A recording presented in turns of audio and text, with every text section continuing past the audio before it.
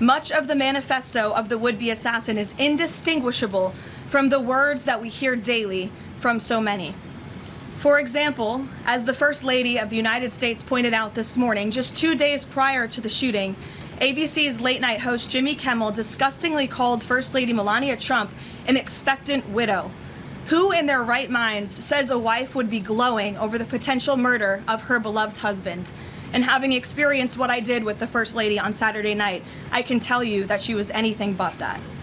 This kind of rhetoric about the president, the First Lady, and his supporters is completely deranged, and it's unbelievable that the American people are consuming it night after night after night. Just from the rhetoric, you mentioned the First Lady and Jimmy Kimmel. Jimmy Kimmel's comments were, "Mrs. Trump, you have a glow like an expectant widow."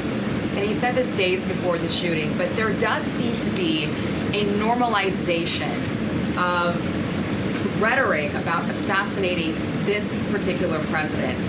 How can this administration try to put an end to this?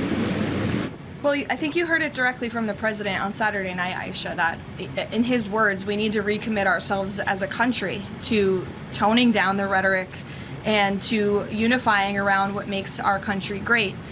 That's true of everyone who works in this White House, but as I said, it's also true of everyone who has a voice and a platform across this country, whether you're on television, a podcast host,